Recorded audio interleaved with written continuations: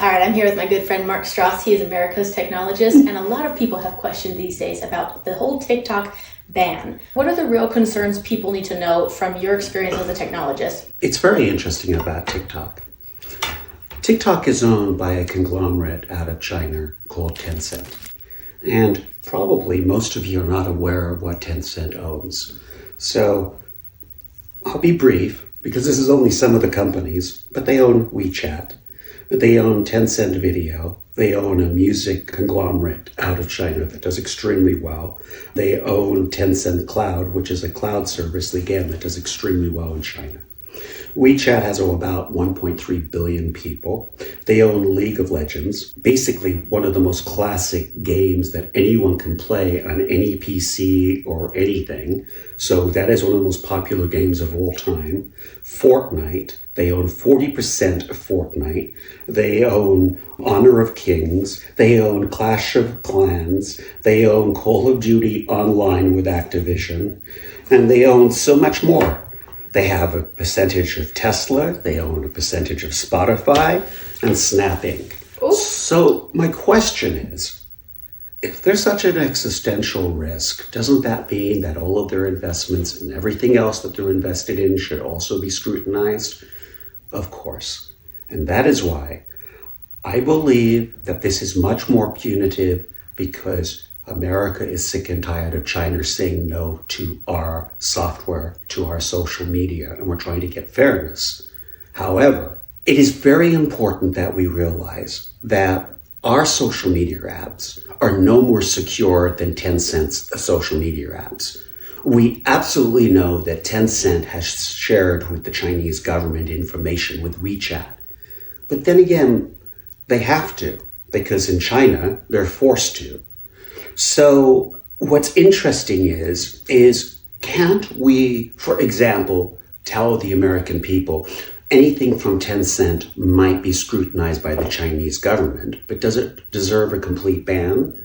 No, because we also know that other governments use apps to spy on us in different ways. The Russians do, the Europeans do. You know, you use a subway app and you're a tourist, and what you're not aware of is they're actually getting your information. They're learning about your habits.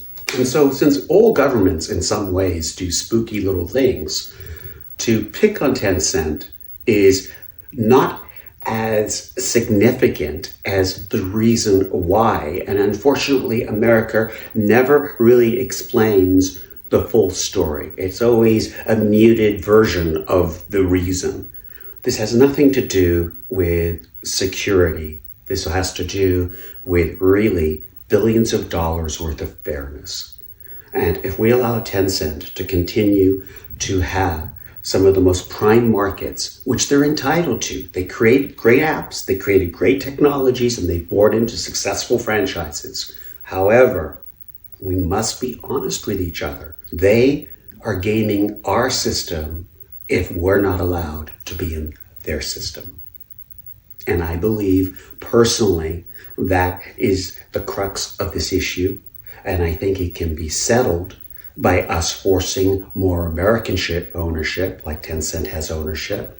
And we need to share the wealth of these apps. And we should allow American social media and American companies to be able to have a chance to compete in China. One user made a comment to us, Kim, that you shared with me yesterday. And he was trying to do a got you. And his idea is that, well, they don't want our apps. And I want to make it very clear, that's because the Chinese government tells people if they do use our apps, they are not patriotic. They have people that are denizens in China that their sole purpose is to actually rally people to the Chinese cause. And if we did that in America, most people would be very put off by that. They don't like propaganda. So it's very interesting to me that in China, they fully condone propaganda and their apps use propaganda. And we in the United States would not condone that and wouldn't allow that. And so when we're talking about apps exchanges, I just want to make it clear that if American apps have the opportunity to compete in China, they would, because they would give people an opportunity to have a Western experience over a Chinese curated experience. So I think what you must appreciate, it's very easy to say Chinese people don't like our stuff. But if they're also been warned if they use our stuff, they're not patriotic. I think there's a very good reason why they're being conditioned not to use American apps. And I would like to see the Chinese government be more realistic that if it wants trade with the United States, then it needs to open up its markets equally. And that is why this is occurring. But I want to make it clear to all the TikTokers, I don't think it's cool that you're going to have your platform taken that you've invested so much time in. So I do hope Trump comes in, saves the day, and the app is sold to an American conglomerate that can take care of it. And at the same time, we teach China a lesson that you can't have everything. You have to open your markets also. That's my perspective.